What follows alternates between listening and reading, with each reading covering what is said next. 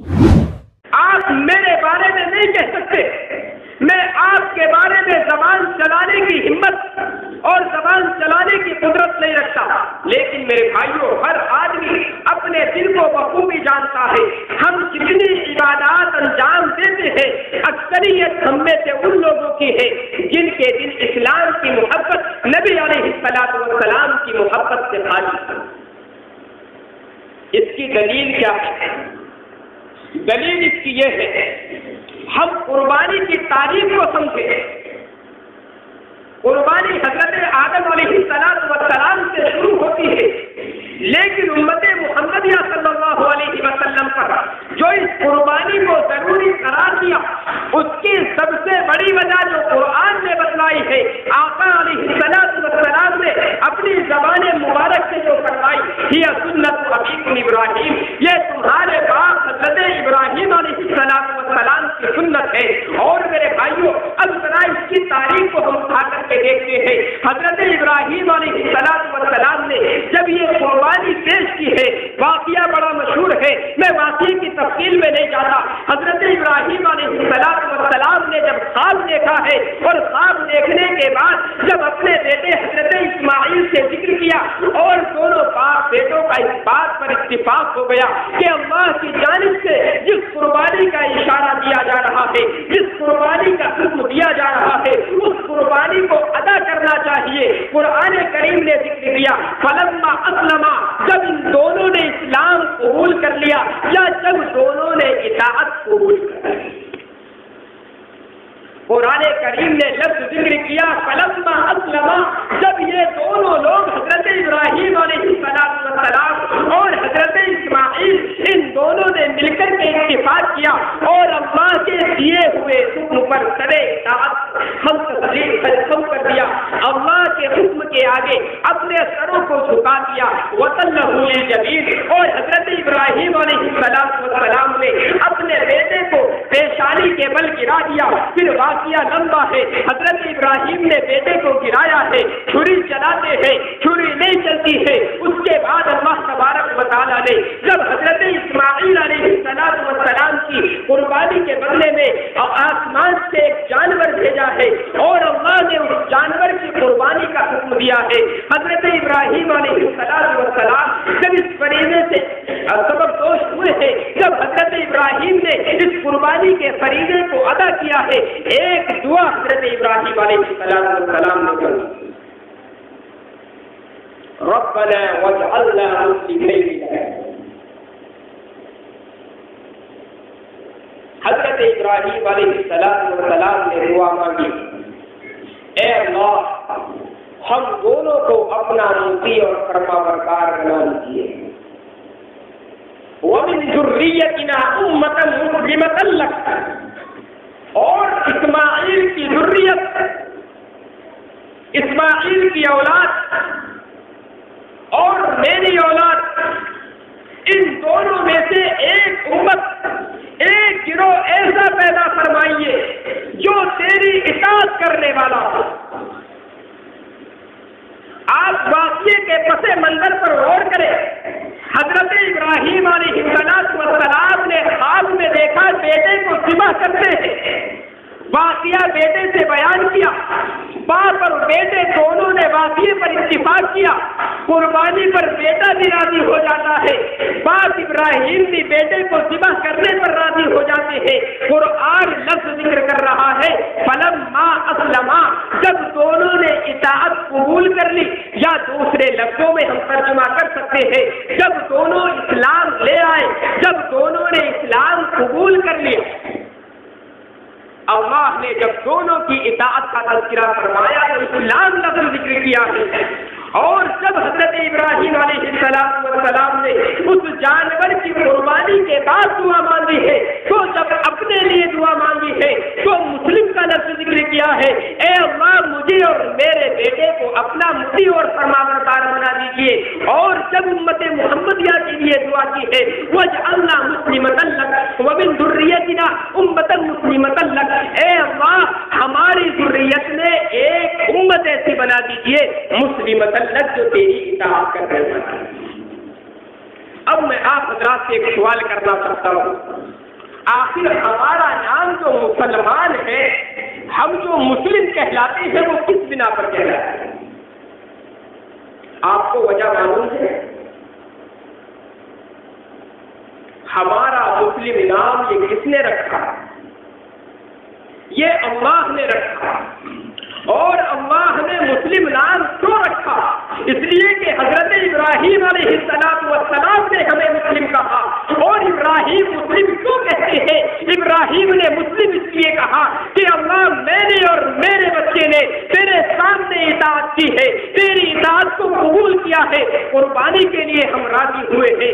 ایک امت اور ایسی ہوگی، اللہ تیرے سامنے قربانی کو راضی ہوگی۔ میرا نام مسلمان ہے، میرے بیٹے کا نام مسلمان ہے، لہذا میری اولاد میں سے جو آدمی قربانی کے لیے راضی ہو جائے اس کا نام کیا ہے بھائی؟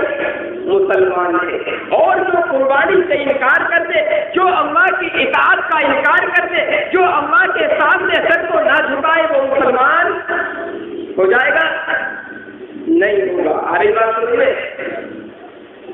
تو وہ حضرات جو قربانی کو لے کر کے اعتراض کرتے ہیں، قربانی سے غریبوں کا، یتیموں کا، بیواؤں کا حق مارا جا رہا تھا، میرے بھائیوں کتنا عجیب فلسفہ ہے۔ اور اگر ہم اپنی عقل سے اس بات کو سوچیں، ہمارا یہ کہنا میرے بھائیوں ایک عقل مند انسان کا کہنا نہیں ہو سکتا، یہ کہنا ایک پاگل اور مجنون انسان کا تو ہو سکتا ہے، لیکن وہ انسان اللہ نے جس کو عقل سلیم سے نوازا ہو، اللہ نے جس کو عقل عنایت کی ہو، جو اپنی عقل کا استعمال کرنا جانتا ہو، میرے بھائیوں کوئی ایسا انسان اس بات کو تسلیم نہیں کر سکتا کہ اللہ نے جس عبادت کو فرض قرار دیا ہو، ہم اس عبادت کو چھوڑ کر دوسری کسی عبادت میں پیسے کو خرچ کریں تو ثواب زیادہ ہو جائے گا۔ اس کی ایک موٹی سی مثال آپ سنیں، آج کل پورے ہندوستان میں حکومتی سطح پر اور حکومت سے چھوڑ کر ہمارے جو عوامی نمائندے ہیں ان کی سطح کی ہم بات کریں، بڑے زور و شور کے ساتھ مدارس میں، مساجد میں، کالجوں میں، اسکولوں میں اور جگہ جگہ پر یہ بات بیان کی جاتی ہے کہ آج دنیا کا کوئی انسان بغیر تعلیم کے ترقی حاصل نہیں کر سکتا۔ یہ بات مسلم ہے۔ اب کوئی انسان یہ کہے بغیر تعلیم کے ترقی ممکن نہیں، لہذا اپنا تمام پیسہ تعلیم پر خرچ کر دیا جائے، بچے کی تعلیم اور بچے کی تربیت کوئی معنی نہیں رکھتی۔ جو پیسہ ہم بچوں کی تربیت پر، جو پیسہ بچوں کے اخلاق پر، جو ان کے کردار کو سنوارنے پر لگا رہے ہیں، وہ پیسہ ضائع ہو رہا ہے۔ آج تعلیم کی اہمیت ہے تو تعلیم پر پیسے کو خرچ کیا جائے، اخلاقیات پر پیسہ خرچ کرنا بیکار ہے، بچوں کے کردار کو سنوارنے کے لیے پیسے کو خرچ کرنا بیکار ہے۔ میرے بھائیوں، یہ کیا کوئی عقل مند انسان کہہ سکتا ہے؟ تعلیم کی اہمیت کیوں ہے؟ اس لیے کہ تعلیم کی وجہ سے کردار سنورتا ہے، تعلیم کی اہمیت اس وجہ سے ہے کہ تعلیم کی وجہ سے اخلاق سنورتے ہیں۔ اگر تعلیم سے کردار بگڑ رہا ہو، تعلیم سے اخلاق بگڑ رہے ہو، پھر میرے بھائیوں کوئی انسان تعلیم کی اہمیت کو تسلیم نہیں کر سکتا۔ اللہ نے غریبوں کو کفالت کا جو انتظام کروایا ہے وہ اس وجہ سے کہ اللہ کو راضی کرنے کا ذریعہ ہے۔ اللہ نے یتیموں کی کفالت کا حکم فرمایا اس لیے کہ اللہ کی رضامندی کا پروانہ ہے، اللہ نے غریبوں کی دیکھ بھال کا حکم فرمایا اس لیے کہ اللہ کی رضامندی حاصل ہوتی ہے۔ اب ہم قربانی کو چھوڑ کر میرے بھائیوں ان تمام چیزوں کے پیچھے لگ جائیں، اپنی قربانی کو ادا نہ کریں، پھر میرے بھائیوں بتاؤ چاہے رضامندی کی بات ہوتی ہے؟ ایک عبادت کی جگہ پر دوسری عبادت ادا نہیں کی جا سکتی۔ نماز کے وقت میں نماز ادا کرنے کا حکم ہے، روزے کے وقت میں روزہ رکھنے کا حکم ہے، زکوٰۃ کے وقت میں زکوٰۃ ادا کرنے کا حکم دیا گیا، حج کے مواقع پر حج کی ادائیگی کا حکم دیا گیا ہے۔ ایک عبادت کے وقت میں دوسری عبادت کو ادا کرنے سے میرے بھائیوں کو عبادت کا فرض ادا نہیں کیا۔ اللہ نے ان ایام میں قربانی کرنے کا حکم دیا، لہذا قربانی کرنے سے ثواب زیادہ حاصل ہوگا، قربانی کرنے سے اللہ کا تقرب حاصل ہوگا۔ ہم قربانی نہ کر کے دیگر مواقع پر اپنے پیسے کو خرچ کرتے رہے, دیگر چیزوں میں ہم پیسے کو لٹاتے رہے. میرے بھائیوں, قربانی کرنے سے زیادہ کسی اور چیز کا ثواب ان ایام کے اندر نبی میں نہیں ہو سکتا. میرے نبی محمد آخر الزمان صلی اللہ علیہ وسلم نے ارشاد فرمایا, قربانی کے ایام میں جتنا ثواب قربانی کرنے کا ہوتا ہے کسی اور چیز کا اتنا ثواب نہیں ہوتا. تو ایک مسئلہ تو یہ ہے, ہمارے دانشوران قوم جو آج یہ پروپیگنڈا کرتے ہیں کہ مسلمانوں کے ان مقتداؤں نے مسلمانوں کے پیسے کو یوں ہی بیکار اور ضائع کرانا شروع کر دیا. اگر ان کو مسلمانوں کی اقتصادیات پر خرچ کیا جائے مسلمانوں کے بہت سارے مسائل حل ہو سکتے ہیں. میرے بھائیوں, کوئی مسئلہ حل نہیں ہوگا جب ہم اپنی شادیوں کے اندر کروڑ روپے خرچ کر رہے ہیں, ہمارے مسائل حل نہیں ہوئے. ہم اس قربانی کے پیسے کو بچا کر لے جائیں تو ہمارا مسئلہ کیسے حل ہو جائے گا؟ یہ تو ایک عبادت کو ترک کرنا ہوگا اور عبادت کو ترک کر کے مسائل حل ہو جائے. میرے بھائیوں نہیں. دوسری چیز جو خاص طور پر مجھے ذکر کرنی ہے وہ ہے قربانی کے ایام میں جب ہم جانور وغیرہ خریدتے ہیں اور اس میں اپنا پیسہ لگاتے ہیں, اس میں ہماری نیتیں کیا ہوتی ہیں؟ قرآن کریم کی آیت مبارکہ خطبے میں میں نے ذکر کی.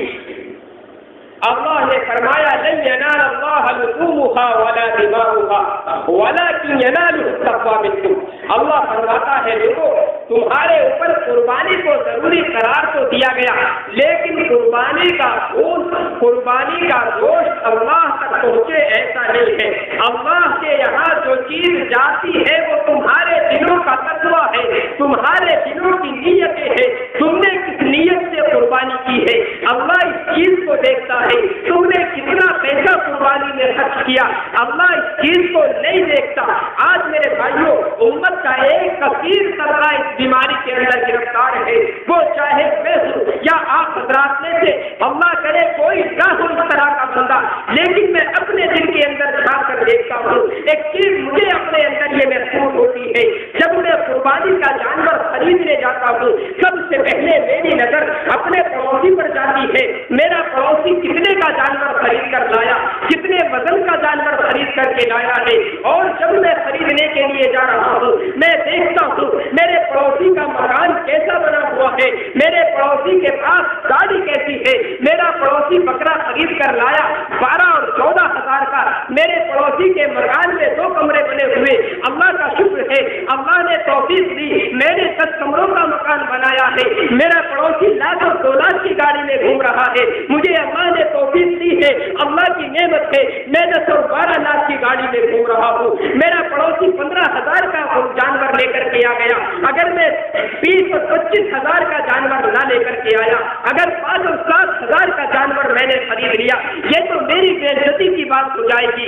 میرا پڑوسی مال میں مجھ سے قریب ہے, میرا پڑوسی بلڈنگ میں مجھ سے کمتر ہے, گاڑی میں مجھ سے نیچے ہے, پھر یہ قربانی میں مجھ سے اوپر کیسے ہو جائے گا؟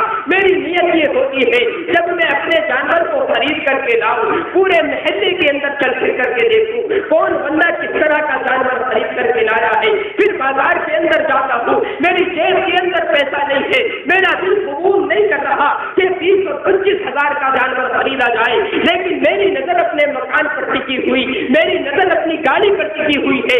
آج تک 12 لاکھ کی گاڑی میں نے استعمال کی ہے. اگر 10 اور 12 ہزار کا جانور میں لے کر کے چلا گیا, میرے پڑوسی مجھے کیا کہیں گے؟ میرے محلے والے, میرے رشتے دار مجھے تانا دیں گے. دیکھو 12 اور 14 لاکھ کی گاڑی میں گھومنے والے کو اتنی توفیق نہ ہوئی کہ کوئی مہنگا سا جانور خرید کر کے لے آتا. میرے پاس پیسے نہیں تھے, میں نے کہاں سے ادھار مانگ کر کے انتظام کیا. میرا دل قبول نہیں کر رہا تھا. میں نے اپنے دل کو سمجھایا, ٹھہر جا, یہ تیری عزت کا معاملہ ہے, یہ تیری ناز کا معاملہ ہے. اگر چھوٹا جانور لے گیا, کم وزن کا جانور لے گیا, کم قیمت کا جانور خرید لیا, تیری ناز کٹ جائے گی. معاشرے میں نیچا کس کو دیکھنا پڑے گا. میں اس نیت سے اپنے میں جانور میرے بھائیوں مہنگا خرید کر کے لایا ہوں۔ اللہ نے فرمایا لوگوں اس چیز کی میرے یہاں کوئی اہمیت نہیں ہے، تمہارے جانور کی قیمت کیا ہے، تمہارے جانور کا وزن کیا ہے، تمہارے جانور کا حسن و جمال کیسا ہے، میرے یہاں جو قیمت ہے وہ تمہارے دلوں کے حسن و جمال کی قیمت ہے۔ ایک بندہ 30,000 کی قربانی کر رہا ہے، غریب ہے، زیادہ مہنگا جانور نہیں خرید سکتا، لیکن دل کے اندر یہ جذبہ ہے اللہ آج میرے پاس دولت نہیں ہے، میرے پاس مال نہیں ہے، جتنا مجھ سے ہو سکا ہے تیرے راستے میں قربانی پیش کر رہا ہوں۔ اللہ اگر میرے پاس زیادہ مال و دولت ہوتا میں تیرے راستے میں اچھی قربانی پیش کرتا۔ میرے بھائیوں یہ 3,000 کی قربانی پیش کر رہا ہے، لیکن اللہ کی قسم اللہ کے یہاں کا جتنا جو ثواب ہوگا وہ آپ اور میں اندازہ نہیں لگا سکتے۔ میرا ایک بھائی وہ ہے جو 30 اور 25,000 کا جانور کو خرید کر کے لایا، لیکن دل کے اندر نیت خاص ہے، نیت دوسروں کی لگائے بیٹھا ہے، دوسروں کے جانوروں پر نظر رکھ کر کے جانور خرید کر کے لایا ہے۔ میرے بھائیوں یہ 30,000 کی قربانی کرنے والا یہ 20,000 کی قربانی کرنے والے سے بڑا اثر پانے والا ہے۔ لن ينال الله لحومها ولا دماؤها، اللہ کے یہاں قربانی کا گوشت قربانی کا خون نہیں پوچھتا۔ اللہ فرماتا ہے مجھے ان کی ضرورت کیا ہے، میرا تو تم اپنے اوپر کرم دیکھو۔ امت محمدیہ سے پہلے میرا نظام یہ ہے، میرا قاعدہ اور قانون یہ ہے، اللہ کی راہ میں جو قربانی پیش کی جا رہی ہے اس کو کھانے کی اجازت نہیں ہے۔ اے امت محمدیہ میرا کرم دیکھو، میرا احسان دیکھو، میری رحمت دیکھو، میں نے تمہارے اوپر قربانی کو فرض کیا ہے، لیکن ساتھ ہی ساتھ ایک چیز اور تمہارے لیے آسانی کی پیدا کر دی، بس تم نے جانور پر چھری چلائی، اس کا خون زمین پر گرا، میرے یہاں تمہاری قربانی قبول ہو گئی۔ اب کسی کو یہ دیکھنے کی بھی ضرورت نہیں ہے کہ اس قربانی کو آسمانی آگ جلا رہی ہے یا نہیں جلا رہی۔ دوسری امتوں میں بڑا مسئلہ ہے کہ آگ جلا دے تو قربانی قبول ہے، آگ نہ جلائے تو قربانی قبول نہیں ہے۔ فرمایا امت محمدیہ تم میرا کرم دیکھو، میں نے تو تم تمام کی قربانیوں کو قبول کر لیا ہے، اور صرف قبول ہی نہیں کیا بلکہ یہ تمام کا تمام تمہارے لیے بنا۔ میرے دربار میں نذرانہ کو پیش تمہیں کرنا ہے، لیکن وہ نذرانہ صرف خون گرنے کی حد تک ہے، جب جانور کا خون زمین پر گر گیا اب یہ نذرانہ میری بارگاہ میں قبول ہو گیا۔ اب اس کا گوشت بھی تمہارے لیے، اس کی کھال بھی تمہارے لیے، اس کے دیگر اعضاء بھی تمہارے لیے، بس میرے یہاں جو چیز پہنچ رہی ہے وہ تمہارے دلوں کا تقویٰ ہے، تمہارے اندر کی نیت ہے۔ امت محمدیہ بس اپنی نیتوں کو درست کر لو۔ لن ینال اللہ لحومها ولا دماؤها ولكن يناله التقوى منكم، اللہ تک جو چیز پہنچ رہی ہے وہ ہمارے دلوں کے جذبات، ہمارے دلوں کے احساسات ہے۔ میرے دل کے اندر قربانی کرتے وقت کیا احساس موجود ہے، میرے دل کے اندر کیسی سوچ اور فکر موجود ہے۔ نبی علیہ الصلوۃ والسلام نے فرمایا انما الاعمال بالنیات، اعمال کا مدار نیت پر ہے، اعمال کی قبولیت اور عدم قبولیت کی نیت کی وجہ سے ہوتی ہے۔ اگر قبولیت کی نیت ہے، اگر نیت ہماری درست ہے، اللہ کو راضی کرنے کی نیت ہے، میرے بھائیوں عبادت قبول ہے، اور اگر اللہ کو راضی کرنے کی نیت نہیں ہے پھر میرے بھائیوں ہماری ان عبادتوں کے انجام دینے کا کوئی فرق نہیں۔ ہماری عبادتوں میں دیگر اقوام کی عبادتوں میں یہی فرق ہے، ہماری عبادتیں نیتوں کے ساتھ ہوتی ہے، ان کی عبادتیں غیر نیتوں کے ساتھ ہوتی ہے۔ اگر ہماری نیت بھی فاسد ہو جائے پھر میرے بھائیوں ہمارے سجدہ کرنے میں ایک غیر مسلم کے سجدہ کرنے میں کیا فرق ہے؟ ایک غیر مسلم کی قربانی پیش کرے، آپ کی قربانی پیش کرے، دونوں کی قربانیوں میں کیا فرق ہے؟ صرف فرق وہ نیت کا فرق ہے۔ میں نے قربانی کی ہے وہ اللہ کو راضی کرنے کی نیت سے قربانی کی ہے، دیگر اقوام نے کی ہے وہ اپنے اپنے اعتقادات کے مطابق کی ہے۔ اس لیے میرے بھائیوں بس یہ دو مختصر سے مسائل آپ حضرات کے سامنے مجھے رکھنے تھے، اللہ مجھے بھی آپ حضرات کو بھی عمل کرنے کی توفیق عنایت فرمائے۔